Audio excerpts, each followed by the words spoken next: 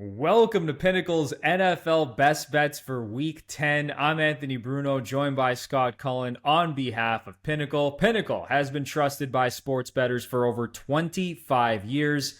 You are going to get the best odds on the Week 10 NFL slate at Pinnacle. All right, Scott. So we're coming off a winning Week 9. We went 3-2.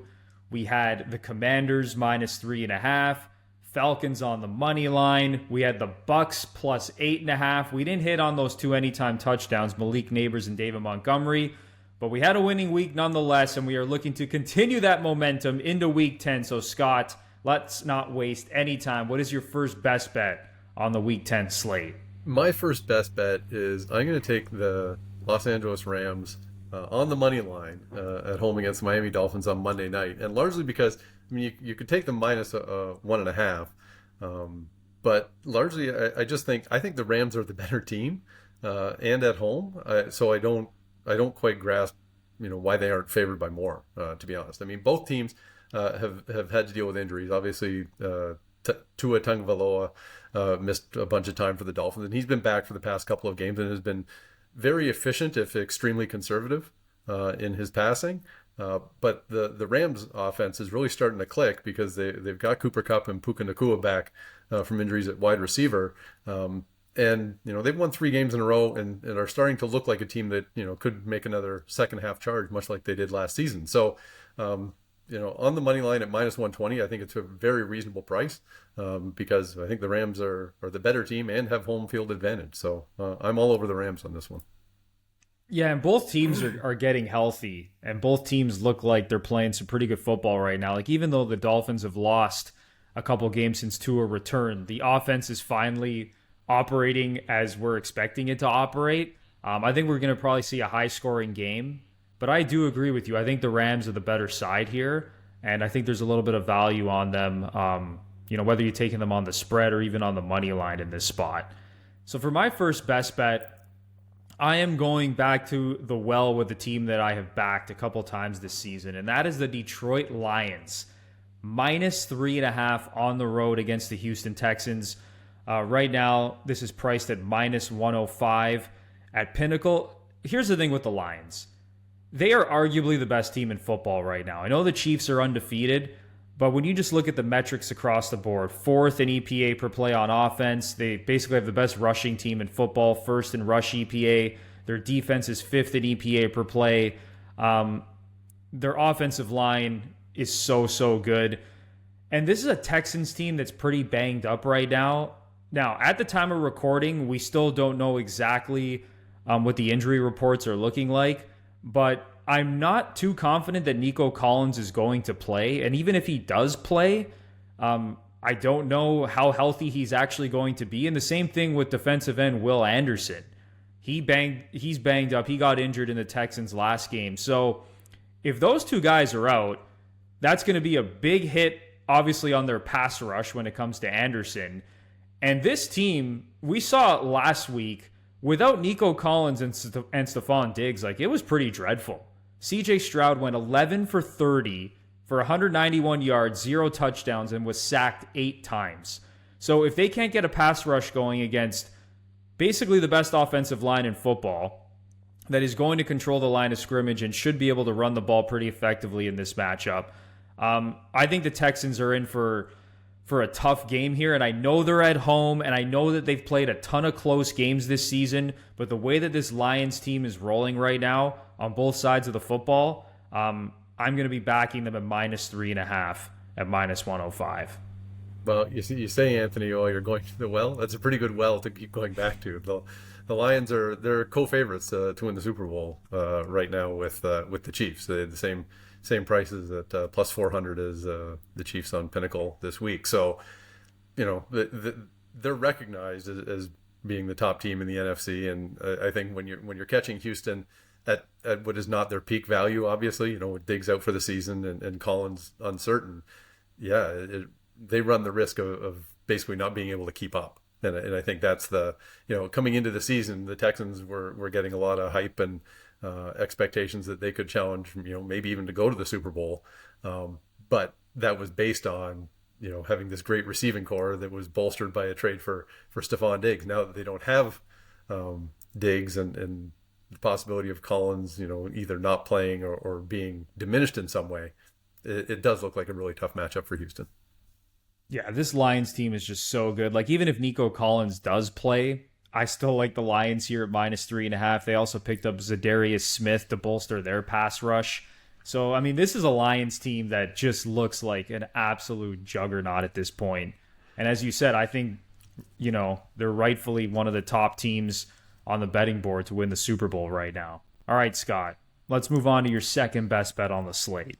All right, my second best bet, I'm going to take the Tennessee Titans and the Los Angeles Chargers under 38. And this is, classic Jim Harbaugh football. You rely on defense, maybe ground it out a little bit in the running game, and you don't really need to score a ton. And the Chargers have a 5-3 record despite playing 5 of their 8 games on the road, and they've come at 38 points or fewer in 7 of those 8 games. The one game that they went over 38, they scored 39. So this is not a team that is playing high scoring games, and some of this is that they shut other teams down. They'll hold them to single digits. And so I think going up against this Tennessee offense that is one of the worst in football, based on EPA per play or DVOA, they're 28th, 29th on offense. And so you put that up against the Chargers defense, and it looks like it could be a really tough day for the Titans to put up any points. And I think that's what's going to steer this game to the under yet again. Yeah, I mean, I know it's not the most fun when we agree on things, but I like this spot as well, man. You can't argue with this, Anthony. Come on now. I mean, even just looking at, as what you said, like just looking at the schedule for the Chargers this year, they have not played in a single game that's gone over 40 points. No. Like, that's insane. Their defense has been really good. They've been running the ball well, and now Justin Herbert these last few games is finally starting to throw the ball a little bit more. Like, this is a really good Chargers team. And yeah, I think it's going to be very difficult for the Titans to put up points in this spot. So really like the under here, and I like that trend to continue. I am actually looking at an under as well, and that is the under in a divisional matchup between the Broncos and Chiefs. So I'll be taking under 41.5 at -103 at the time of recording. Listen, I know we just saw the Broncos get absolutely blown out by the Ravens, and I know that we just saw DeAndre Hopkins and Patrick Mahomes show some really good chemistry in Kansas City's Monday night win over the Bucs. But this is a divisional matchup, 2 of the best defenses in football, and I think we're going to see a low-scoring game in this spot. I don't think the Chiefs are going to be able to throw the ball as effectively as they did against the Bucs. And listen, I know the Broncos got blown out by the Ravens, but this Ravens team, like they're at like 7.1 yards per play. Like their offense has been like historically dominant at this point. And I think the Broncos were due for a big letdown spot. But just looking at the metrics, Broncos are 3rd in EPA per play on defense, 3rd in scoring defense. Chiefs, 10th in EPA per play on defense, 4th in scoring defense. And then even if you look at the 2 games last season, when Mahomes went up against Sean Payton, head coach of the Broncos, and Vance Joseph, defensive coordinator, the Broncos held the Chiefs to 19 points in the first game and 9 points in the second game. And the totals in both of those games, 27 and 33. So again, that's not the be-all and end-all based on what happened last season. Obviously, these teams are a little bit different. But I think that this is going to be more of a low-scoring game. And listen, this Chiefs team, you could even also look at the Broncos +8 in this matchup. Because we've seen when the Chiefs are big favorites, they've been having a lot of trouble covering these spreads. So that's another avenue that you can go to in this game. But I like the under a little bit more. And even Mahomes, he hurt his ankle in the last game. He's probably going to play. He's Patrick Mahomes. This guy basically plays through anything. But even if he's a little bit banged up, how is that going to affect things? So I like this game to go under 41.5. Yeah, and I think when we talked last week about the Chiefs, is that they're very much a team that seems to do just enough to win. And going against this Broncos team, like the Chiefs defense is probably going to be able to hold this Broncos team under wraps for the most part. I'd be surprised if the Broncos all of a sudden erupted. offensively. Like Bo Nix has had some ups and downs already as a rookie. This Chiefs team is not exactly the defense that I would expect him to feast upon. And if that's the case, then I think the Chiefs are not likely to go put up a big number on the scoreboard, and the Denver defense is going to play into that as well.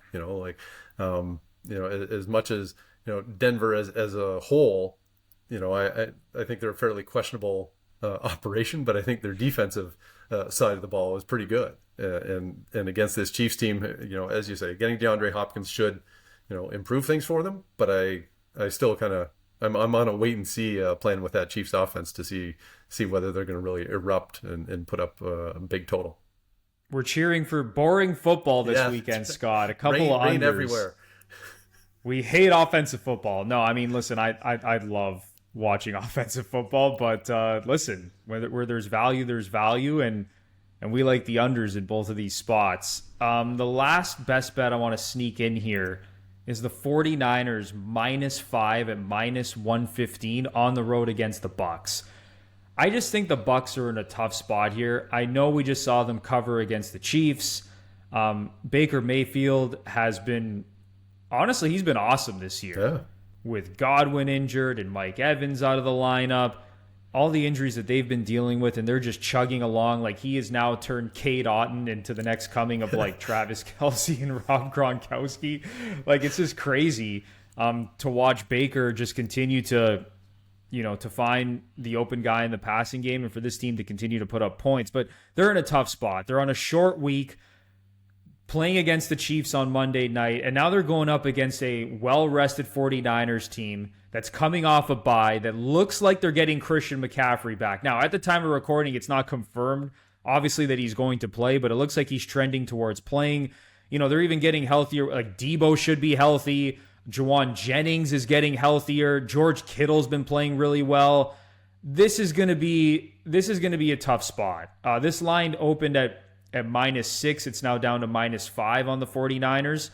I just think with Christian McCaffrey back in the lineup, with how healthy they're getting, and the Bucs they've had a tough stretch here. Their last 3 games, they had the Ravens, the Falcons, who have been playing well offensively, and then obviously the Chiefs, and now they have to play the 49ers. So I just think the 49ers are in a pretty nice spot here to cover the number at -5. Yeah, this is a brutal stretch. The NFL schedule maker had to be cackling as they put this together for the Bucs would take this in the middle of the season, that you get the defending Super Bowl champs, and then the team that lost in the Super Bowl is going to be coming off a bye to get you the next week. Like, that's a tough back to back, and particularly you don't know when you're saying the schedule that the Bucs are also going to be missing some wide receivers, but it does look like a really tough spot for them. Now, as we mentioned last week, they did quite well to cover against Kansas City, but it might be tough to do it kind of 2 weeks in a row. You can exceed expectations, and good for you. But I think if the Niners do get McCaffrey back, as you mentioned, all the other pieces are. Brandon Ayuk's out, but the other pieces are there to keep that offense going, and so I like your take here, taking the Niners. All right, well, that is going to do it for our Week 10 NFL best bets. So let's have another winning week. As I say every single week, whether you are betting on main markets, player props, you need to check out Pinnacle, because we have the best odds in the industry. We have very low margins, which means our odds are, not all the time, but most of the time, they are going to be superior to the competition. And just look for yourself on the Week 10 NFL slate. Go through the board, and you'll see how many times Pinnacle pops up as having the best price in the market. So that's it. Best of luck on the Week 10 NFL slate. We will be back, of course, next week to go over Week 11 and recap Week 10. But until then, enjoy the football. Best of luck, and remember to bet smart and bet Pinnacle.